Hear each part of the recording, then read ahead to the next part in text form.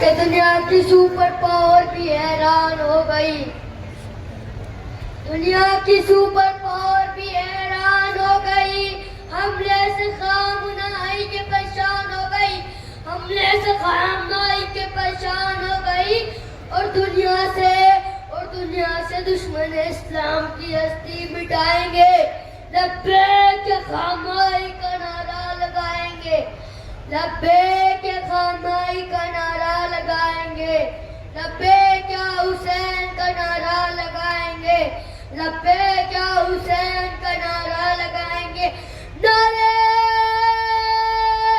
حیدری، لبیک یا حسین، لبیک یا حسین، لبیک یا حسین، لبیک یا خامنائی، لبیک یا خامنائی۔ حضرات انتماء سے ایک مرتبہ سورہ حمد اور 3 مرتبہ سورہ اخلاص کی تلاوت فرماتے ہیں۔ رہبر شہید، رہبر کبیر حضرت آیت اللہ العظمیٰ سید علی حسینی خامنئی اور ان کے ساتھ شہید ہونے والے ان کے گھرانے کے تمام شہداء اور تمام شہدائے راہ اسلام کی روحوں کو ہدیہ فرمائیں۔ بسم اللہ الرحمن الرحیم۔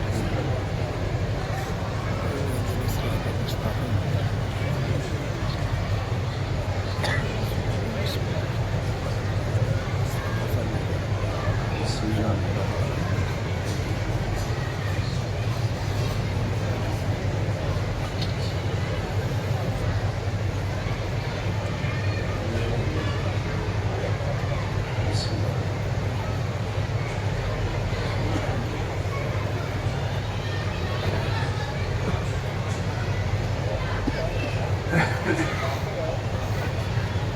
أعوذ بالله من الشيطان الرجيم. بسم الله الرحمن الرحيم. الحمد لله رب العالمين، والصلاة والسلام على أشرف الخلائق أجمعين، سيدنا وسيد الأولين والآخرين، حبيبنا وحبيب إله العالمين، إمام المرسلين وخاتم النبيين، أبي القاسم المصطفى محمد وعلى أهل بيته الطيبين الطاهرين الهداة المهديين المعصومين المظلومين، واللعنة الدائمة على أعداء الحق والدين.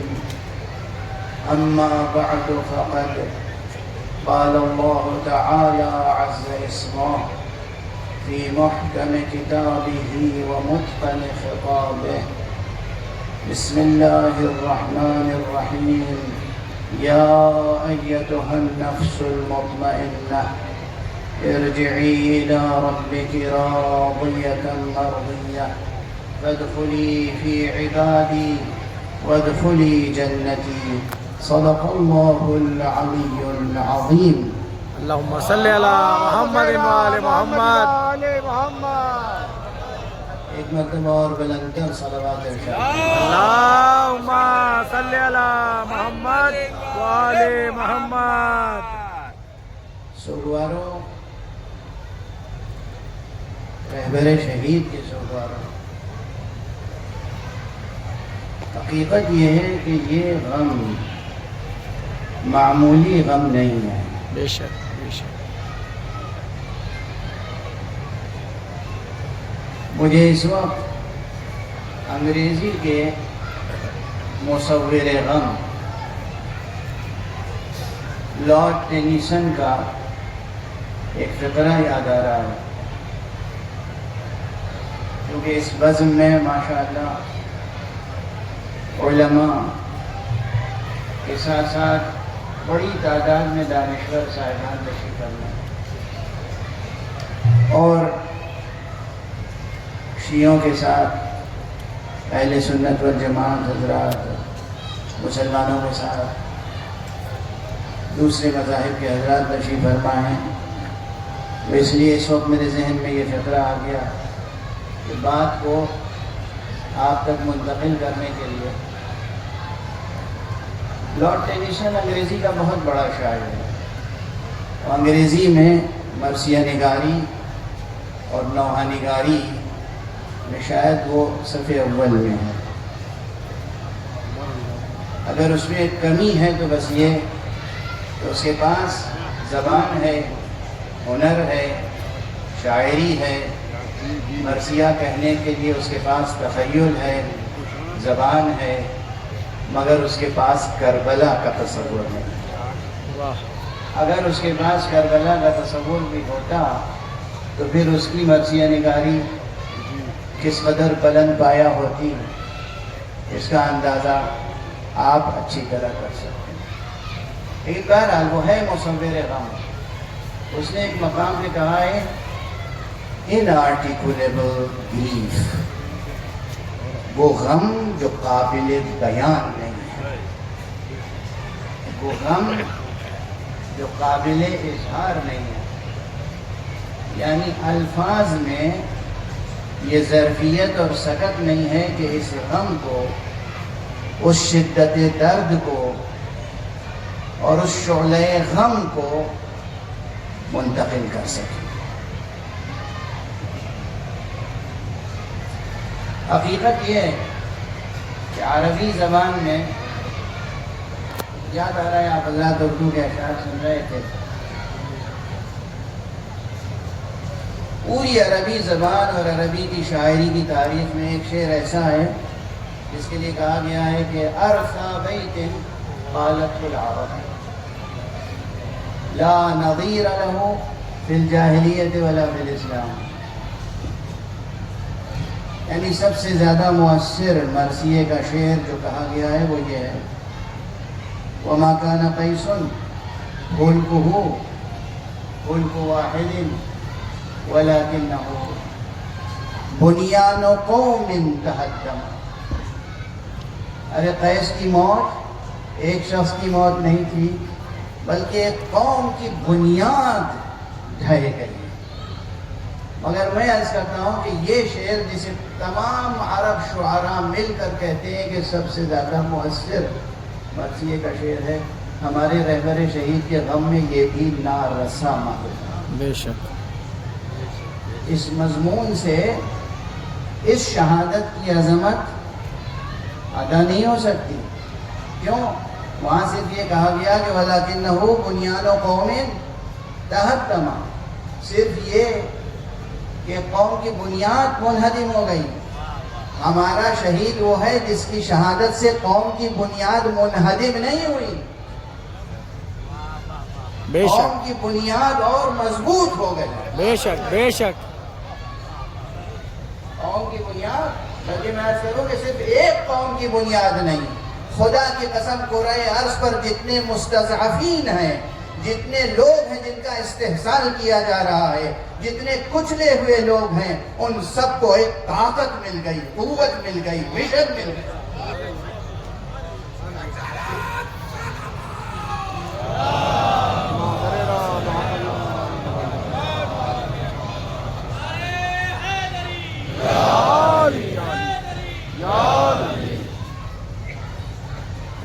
خدا کی قسم یہ میرے دل کی کیفیت ہے کہ میں رہبر شہید کے لیے اگر کوئی شعر نظر کر سکتا ہوں، علماء تشریف فرما ہے کثر اللہ امثالہم، پروردگار ان تمام علماء کو کہ مساعی جمیلہ کو قبول فرمائے، آپ میں سے ایک ایک کی خدمتوں کو، کوششوں کو قبول فرمائے۔ الہی آمین۔ اس وقت جو شعر میں نظر کرنا چاہتا ہوں رہبر شہید کے لیے وہ میرا شعر نہیں ہے، وہ آقا امام زمانہ عجل اللہ تعالی فرجہ الشریف کا وہ شعر ہے جو انہوں نے علامہ مفید کی وفات پر ارشاد فرمایا تھا، لا صوت الناعی بفقدک انہو یوم علی آل الرسول عظیم ہائے کوئی سنانی سنانے والا، اے شیخ مفید تمہاری خبر وفات نہ سنائے، اس لیے کہ وہ دن آل رسول کے لیے بہت عظیم دن۔ یہ شہید، رہبر شہید کی شہادت آل رسول کے لیے ایک عظیم دن ہے، آل رسمان زمانہ کے لیے عظیم دن ہے، اہل بیت اطہار کے لیے عظیم دن ہے۔ لا صوت الناعی لفقدك انه يوم على آل الرسول عظیم۔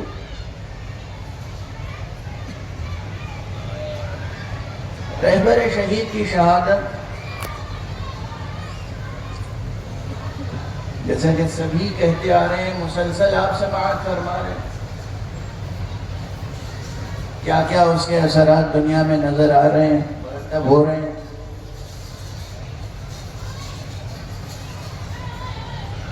خود ان کی شخصیت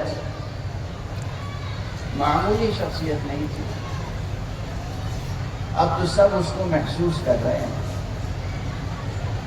لیکن اسی دنیا میں کچھ ایسے لوگ تھے اور شاید اب بھی ہوں، کم فہم، نادان، یا جن کے دلوں میں کچھ قدورت ہے، فکر میں خلل ہے، عقیدے میں کمزوری ہے، ذہن شفاف نہیں ہے، صحیح معلومات حاصل نہیں ہے، تو وہ حضرات انہیں صرف ایک سیاسی شخص سمجھتے تھے، ایک سیاسی رہبر ہے۔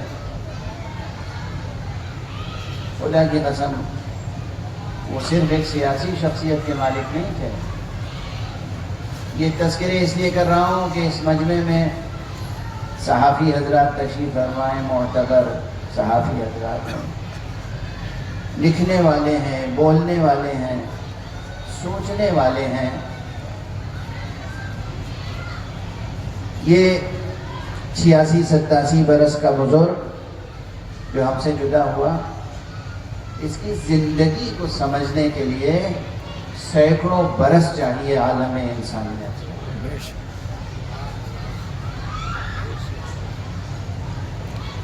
ایک بہترین ادیب،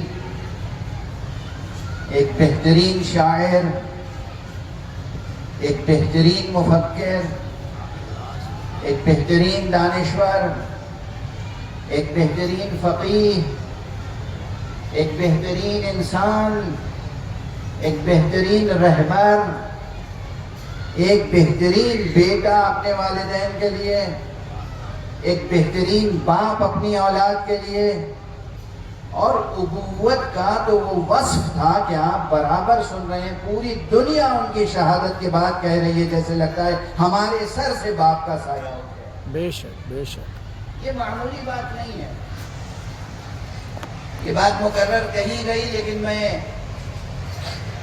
ایک جملہ عرض کرنا چاہتا ہوں اپنے ساتھی، دوست، بزرگ، علماء، خطبہ کے لیے بھی، کہ جب آپ قدم رکھتے ہیں ایک رجل دین بننے کے لیے، جب آپ قدم رکھتے ہیں میدان علم و عمل میں دین کے حوالے سے، تو ایک بات یاد رکھیے،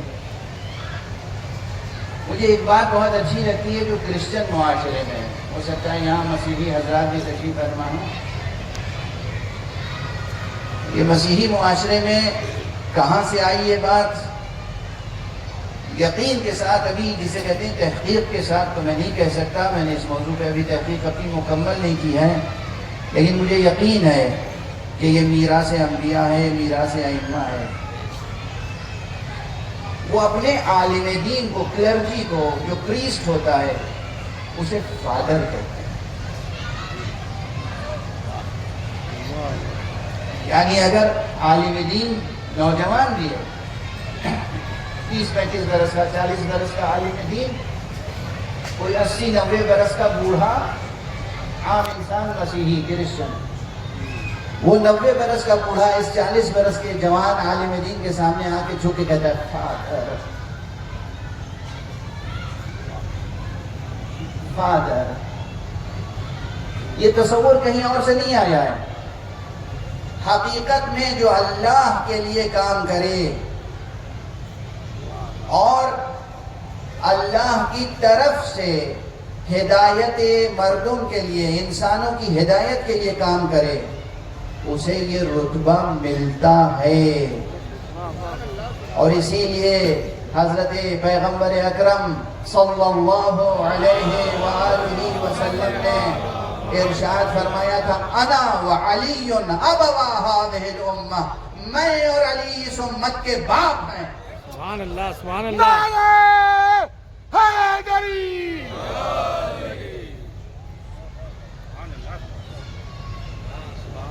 میں اور علی اس امت کے باپ ہیں، یعنی قیامت تک جتنے بھی امتی ہوں گے، ہر ایک کی گردن پر رسول اللہ کا وہی حق ہوگا جو ایک بیٹے پر باپ کا حق ہوتا ہے۔ ہر ایک کی گردن پر امیر المؤمنین علی ابن ابی طالب علیہ السلام کا وہی حق ہوگا جو ایک باپ کا ایک بیٹے پر حق ہوتا ہے۔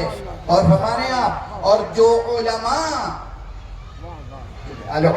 ورثۃ الانبیاء، علماء انبیاء کے وارث ہوتے ہیں۔ جب آپ وارث ہیں انبیاء کے، آپ نے تبلیغ دین کا بار اٹھایا ہے، آپ نے ہدایت خلق کا بار اٹھایا ہے، تو آپ کے سینے میں بھی وہ دل ہونا چاہیے جو ایک باپ کا دل ہوتا ہے۔ تمام امت کے لیے جب بھی کوئی فرد، بچہ ہو، جوان ہو، بوڑھا ہو، مرد ہو، عورت ہو، جب بھی کوئی آ کے آپ سے مشورہ لے، مسئلہ پوچھے، آپ اس کو اس نگاہ سے دیکھیں جس نگاہ سے آپ اپنی اولاد کو دیکھتے ہیں۔ سبحان اللہ، سبحان اللہ۔ اگر یہ اخلاق پیدا ہو جائے تو وہ جو کہا جاتا ہے نا کہ فاصلہ امت کا علماء سے فاصلہ بڑھتا جا رہا ہے، وہ اس لیے بڑھتا جا رہا ہے کہ ہمارے سینوں میں باپ کا دل نہیں آئے۔ بے شک، بے شک۔ آنے والے لوگوں کو مشتری نہ سمجھیں، اولاد سمجھیں۔ سچ بیان نہیں کر رہا ہو سب۔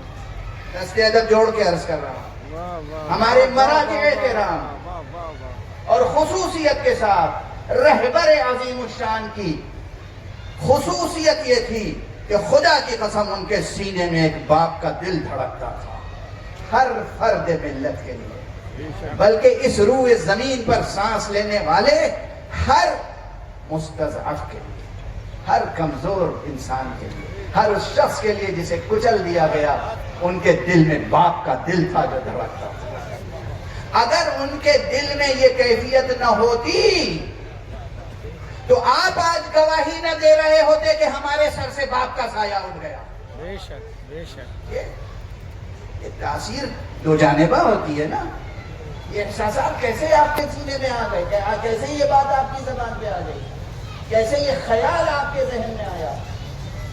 ہندو، سنی، شیعہ، مسیحی، ہر ایک کہہ رہا ہے ہمیں تو ایسا لگ رہا ہے جیسے ہمارے سر سے باپ کا سایہ اٹھ گیا، اس لیے کہ واقعاً وہ فادر تھے، نہ صرف father of Iranian nation, father of all nations, یعنی واقعاً وہ اس زمانے میں نیابت امام زمانہ کا حق ادا کر رہے ہیں۔ واہ واہ واہ، بے شک، بے شک۔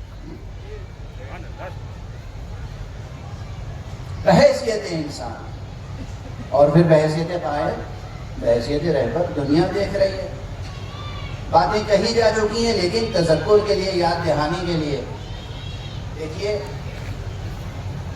47 برس سے 48 برس سے ایران پر تمام قسم کے سینکشنز لگے ہوئے ہیں، پابندیاں پابندیاں پابندیاں، سینکشنز۔ جو ایرانی سرمایہ ہے، اثاثہ ہے، وہ منجمد غاصب کے ہاتھ میں، منجمد سرمایہ ایران کا، ایران کو مل نہیں سکتا۔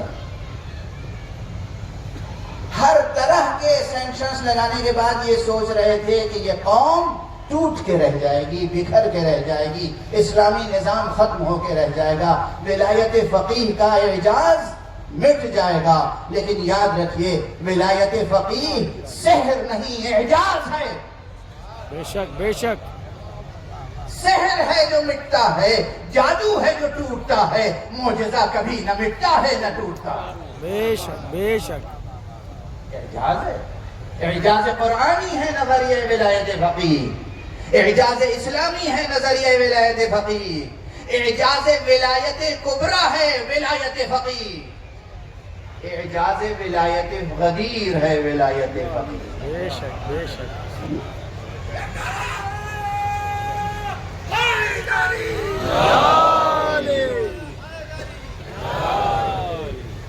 جو نعرہ دیا تھا امام راحل نے، حضرت آیت اللہ العظمیٰ عارف کبیر، دیکھیے نا ایک کے بعد ایک شخصیتیں ہوتی ہیں۔ میں دست ادب جوڑ کے عرض کر رہا ہوں، علامہ اقبال کے ہاں ایک بحث کی، وہ شروع میں تصوف کے بہت سخت مخالف تھے، شاید آخر تک رہے لیکن بعد میں لہجہ تھوڑا سا دھیما پڑ گیا۔ میں تصوف کا مخالف نہیں ہوں اس وقت، مخالفت اور موافقت کی بات نہیں کر رہا ہوں، لیکن کیوں وہ مخالف تھے یا اور بہت سے لوگ نظریاتی طور پر علمی اعتبار سے سمجھتے ہیں کہ تصوف اصل دین کے پیرالل الگ نظام بنایا گیا۔ یہ سب بحثیں علمی ہیں، اشارے کر کے آگے بڑھ رہا ہوں اس لیے کہ اس مجمع میں کوئی بھی دانشور ہوگا، کوئی بھی ریسرچر ہوگا، کوئی بھی طالب علم ہوگا، وہ جا کر ایک جملہ سنے گا اور انشاءاللہ ایک مقالہ لکھے گا، تحقیق کرے گا، جستجو کرے گا۔ تصوف فکری اعتبار سے توحید میں ان کا کیا نظریہ ہے اور دوسرے مسائل میں کیا نظریہ ہے وہ الگ، اس سے قطع نظر۔ عملاً تصوف کی تاریخ میں یہ ہے کہ آپ خدا سے وابستہ ہونے کے لیے، ذکر خدا کے لیے گوشہ نشین ہو جاتے ہیں، سجادہ نشین ہو جاتے ہیں۔ سجادہ نشین کے کیا معنی ہے؟ وہ معنی خیز بات ہے اس وقت، گوشہ نشین ہے، خانقاہ نشین ہو جاتے ہیں، ایک گوشے میں معتکف ہو جاتے ہیں۔ وہ عرفاء الگ ہوں گے جو ساری دنیا سے کٹ کے خدا سے رابطہ کرتے ہیں۔ یہ مکتب اہل بیت کا تربیت یافتہ رہبر اور عارف اور صوفی تھا، صوفی مجازاً عرض کر رہا ہوں، رہبر تھا، عارف تھا کہ جو مجمع میں رہا، سیاست میں رہا، قیادت میں رہا اور اس کے باوجود خدا سے ایک لمحے کے لیے جدا نہیں ہوا۔ نہ صرف یہ کہ خود جدا نہیں ہوا، تمام لوگوں کو خدا سے جوڑتا ہوا آگے بڑھتا۔ سبحان اللہ سبحان اللہ۔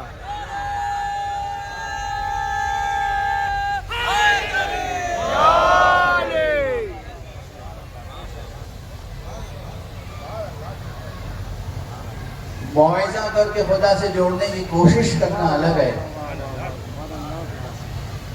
تقریریں کر کے خدا رسول اہل بیت سے جوڑنے کی کوشش کرنا الگ ہے۔ سخن فروش الگ ہوتے ہیں، سخن ساز الگ ہوتے ہیں۔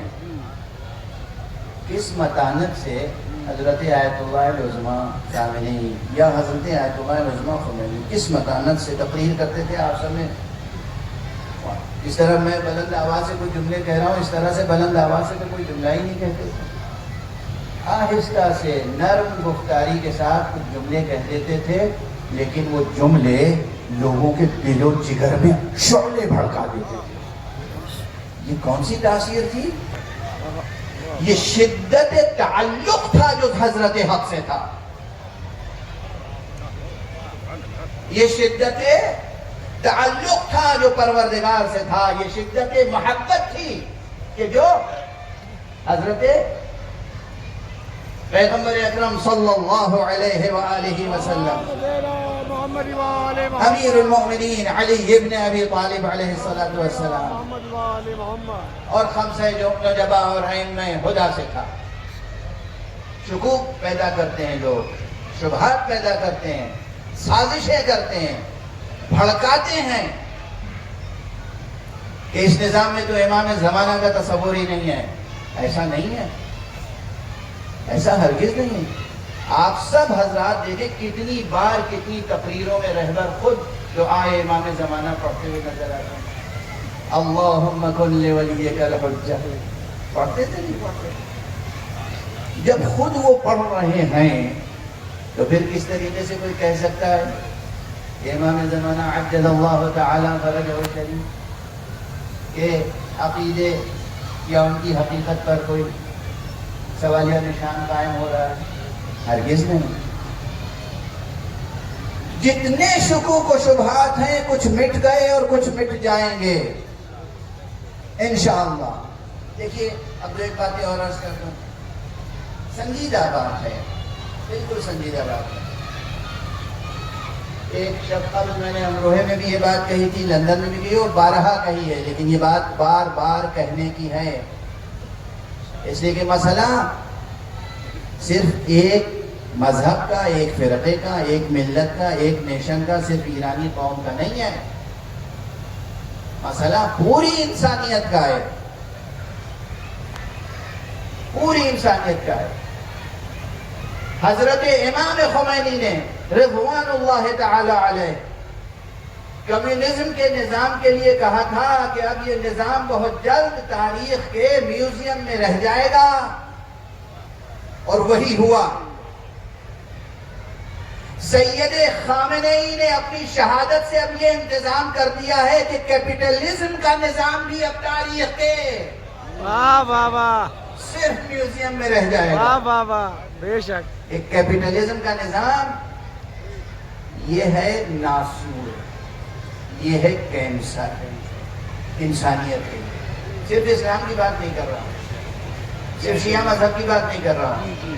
جتنے دانشمند سوچنے والے اہل نظر اہل فکر ہیں یہ درس لے کے جائیں کہ کیپٹلزم، اور وہ بھی سو کالڈ ویسٹرن کیپٹلزم، یہ ہے انسانیت کا کینسر، یہ ہے انسانیت کے لیے ناسور، جس کا سب سے مکروہ ترین نمونہ ڈونلڈ ٹرمپ اور ان کا ایڈمنسٹریشن ہے. بار بار میں نام نہیں دوں گا.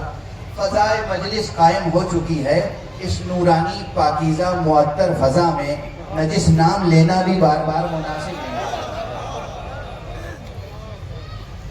بس اب دوبارہ نام نہیں لوں گا، آپ مجھ سے توقع نہ رکھیے گا کہ میں یہ نام دوبارہ لوں. کیپٹلزم جہاں خدا کی قسم آپ سب پر فرض ہے، آپ مسلمان ہوں، ہندو ہوں، کرسچن ہوں، جو ہوں، کسی بھی مذہب اور کسی بھی دین پر ہوں، آپ کے لیے فرض ہے کہ آج ایران کے علماء سے سیکھیں کہ اسلامی نظام اقتصاد کیا ہے، اور اسلامی نظام اقتصاد پر جتنے لوگ اب تک کام کر چکے ہیں وہاں تھوڑی بہت کمی رہ گئی ہے یہ واضح کرنے میں کہ کیپٹلزم سے اسلامی نظام کتنا مختلف ہے، کہاں جدا ہے، خط فاصل کیا ہے، لائن آف ڈیمارکیشن کیا ہے، کہاں کہاں ہم الگ ہوتے ہیں کیپٹلزم سے. لیکن نظام ایرانی کو جو زیر سایہ ولایت فقیہ پروان چڑھ رہا ہے، عرض کر رہا ہوں، جو زیر سایہ نظام ولایت فقیہ پروان چڑھ رہا ہے، اس نظام کے تحت آپ مطالعہ کریں، ریسرچ کریں، پی ایچ ڈی کریں کہ کس طریقے سے عالم انسانیت کو ویسٹرن کیپٹلزم اور ٹوٹلی کیپٹلزم کے سحر سے، اس کے جادو سے، اس کی نحوستوں سے بچا سکتے ہیں اور اسلام کی برکتوں سے اس دنیا کو بہشت بنا سکتے ہیں. سبحان اللہ سبحان اللہ. یہ موقع ہے، صرف تھیوریٹیکل باتیں نہیں ہے، پریکٹیکل آپ کے سامنے. کیا نظام اقتصاد ہے صاحب، وہ کیا نیت ہے، کیا عزم ہے، کیا حوصلہ ہے. یعنی ایک طرف ساری دنیا کے ریسورسز پر قبضہ کرنے والا شکست کھا رہا ہے اور ساری دنیا کے ریسورسز سے محروم کر دیا جانے والا فتح حاصل کر رہا ہے. سبحان اللہ سبحان اللہ.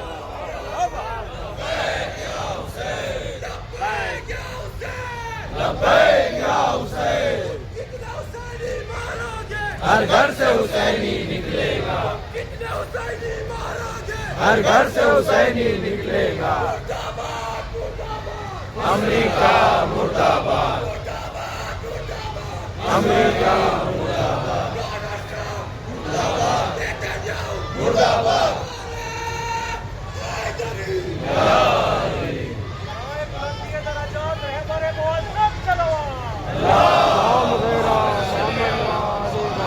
اللہ محمد وجل فرج. جوانوں، عزیزوں، طالب علموں بطور خاص سنو، یہ تو صرف اقتصاد کی بات تھی. اکنامکس سیکھنا ہو تو آپ امریکہ سے نہ سیکھنا.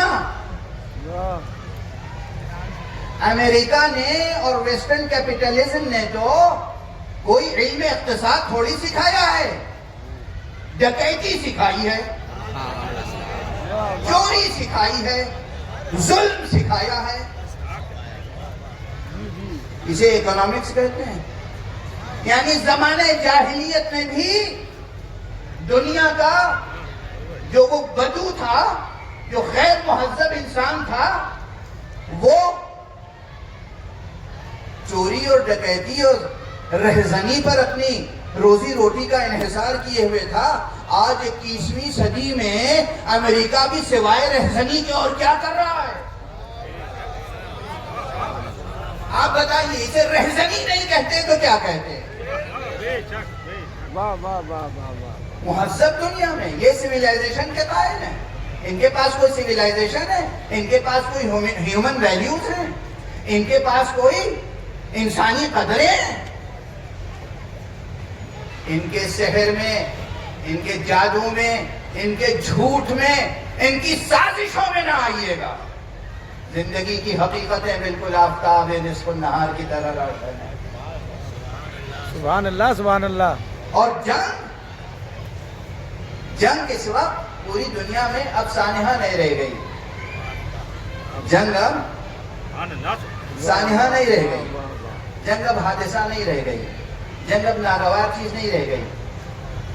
یہی سو کالڈ ویسٹرن کیپٹلزم نے جنگ کو تجارت بنا دیا. جنگ ایک انڈسٹری ہے. ہمیں اسلحے بنانے، اسلحے بیچنے، تو ہمیں دو ملکوں کو، پڑوسی ملکوں کو لڑانا ہے، اور پھر ان کے ہاتھ بھی اسلحہ بیچیں گے اور ان کے ہاتھ بھی اسلحہ بیچیں گے. اور ہمارے یہاں جنگ ایک تجارت ہے. اس لیے جب جنگ ہی تجارت ہو جائے تو نہ بچیوں کی ہلاکت، شہادت پر کوئی درد ہوتا ہے، نہ عورتوں کی شہادتوں پہ درد ہوتا ہے، نہ بوڑھوں کی شہادتوں پہ درد ہے، نہ ہاسپٹلز کو نشانہ بنانے میں کوئی عار ہے، نہ اسکولوں کو نشانہ بنانے میں کوئی عار ہے. اس لیے کہ عار، حیا، غیرت، وفا، یہ سب انسانی قدریں تو ہیں ہی نہیں. جنگ ایک تجارت ہے. اور تمہارے یہاں اسے سمجھیں، اسے دہرائیں اور ضمیر انسانی کو جھنجھوڑیں تاکہ نسلیں مغالطوں میں مبتلا نہ ہو جائیں. نسلیں مغالطوں میں مبتلا نہ ہو جائیں. دیکھیں، اقتصاد، جنگ. اس کے بعد کس چیز پہ یورپ کو ڈانس ہے؟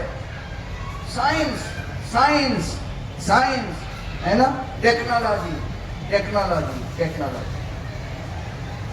ہمیں بھی بہت زیادہ آ کے بہت سے لوگ سمجھاتے رہے. یہاں بھی 2 لوگ ملے جو بار بار آ کے ہمارے سیمیناروں میں، جب میں ایجوکیشن پہ سیمینار کیا کرتا تھا تو بار بار سمجھاتے تھے، ارے مولوی صاحب یہ دین پڑھانے کی بات چھوڑیے،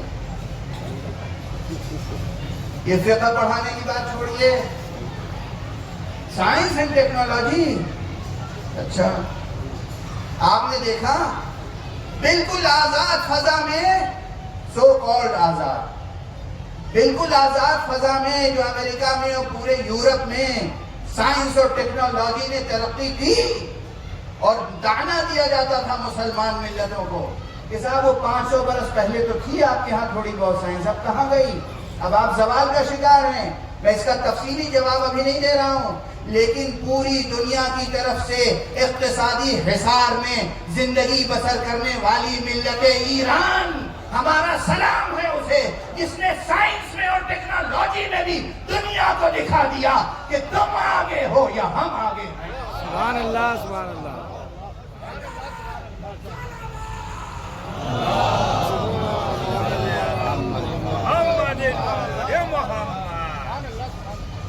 برکات انقلاب اسلامی، برکات نظام ولایت فقیہ. ارے اس پر نہ جانے کتنی جلدوں میں انسائکلوپیڈیا، دائرۃ المعارف لکھے جائیں گے اور لکھے جا رہے ہیں. اور یہ سب برکتیں کس چیز کی ہیں؟ کس چیز کی برکتیں ہیں؟ میں بار بار کہہ رہا ہوں، نظام ولایت فقیہ، نظام اسلامی، انقلاب اسلامی. یہ انقلاب اسلامی آیا کہاں سے ہے؟ یہ نظام ولایت فقیہ آیا کہاں سے ہے؟ یہ نظام ولایت فقیہ ولایت غدیر سے وابستہ ہے. زبان کے ساتھ دل بولا، زبان کے ساتھ دل بولا، میرے حیدری، میرے سروار. آپ یہ نہ سمجھیے کہ میں اپنی طرف سے کوئی بات عرض کر رہا ہوں. ممبر پر ہوں، اس ممبر پہ جس کی نسبت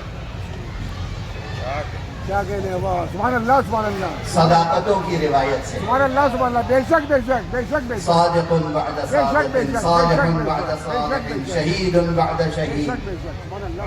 اس ممبر پہ عرض کر رہا ہوں اور خدا کی قسم کھا کے کہہ رہا ہوں. میں آپ کے پڑوسی ملک میں لاہور گیا، وہاں علماء اہل سنت، جید علماء اہل سنت، دانشوران اہل سنت، پی ایچ ڈی ہولڈرز، سنجیدہ لکھنے پڑھنے والے لوگ آئے ایک بڑی تعداد میں، اور ان کا مولانا رہبر شہید کا تذکرہ کر کے، اس وقت رہبر موجود تھے، کہنے کہ انہیں دیکھ کر اب ہمارے دل میں یہ جذبہ پیدا ہوتا ہے کہ ہم سب کو، ساری امت اسلامیہ کو ولایت علی پہ متحد ہو جانا چاہیے.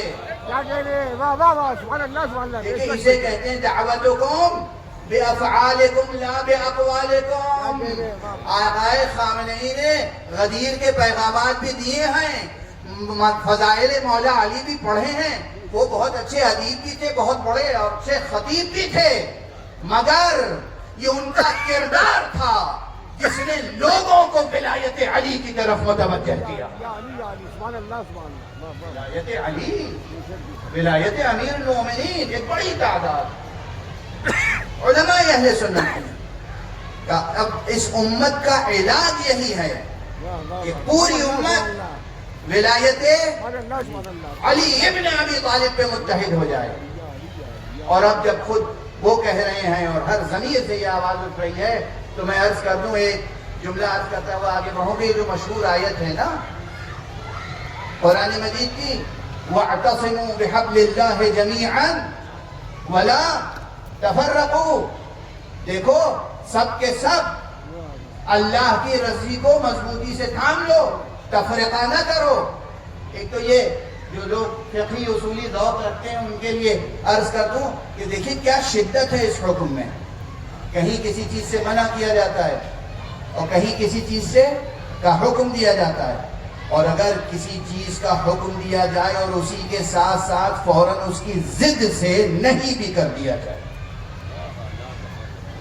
امر اور اس فعل کی ضد سے نہیں، ساتھ میں ایک ہی ساتھ، اور نفس کی شکل میں، ظہور نہیں نفس، تو پھر یاد رکھیے کہ کتنی اہمیت ہوگی اس حکم الہی کی، اس حکم قرآنی کی اہمیت ہے. سب کے سب اللہ کی رسی کو مضبوط سے پکڑ لو، تھام لو، اور آپس میں تفرقہ نہ کرو، انتشار نہ کرو، پھوٹ نہ ڈالو، ادھر ادھر بے راہ نہ چلو. میں پوچھتا ہوں، سب اس آیت کو پڑھتے ہیں پھر بھی تفرقے میں مبتلا ہیں. سبب کیا ہے؟ سبب یہ ہے کہ مفہوم کو پوری طرح جذب نہیں کیا، دلالت کو پوری طرح سمجھا نہیں، معصوم کی طرف سے جو بتائی گئی تھی تفسیر و تعبیر وہ سامنے نہیں ہے. اصل میں دہراتے سب ہیں، اللہ کی رسی کو مضبوطی سے تھام لو، تفرقہ نہ کرو.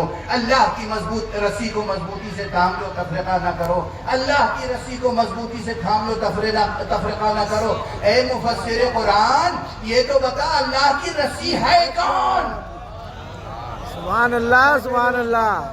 کہاں ہے وہ رسی؟ خانہ کعبہ پہ آسمان سے کوئی رسی لٹک رہی ہے؟ مسجد نبوی میں کوئی زنجیر لٹک رہی ہے؟ کہاں ہے وہ رسی؟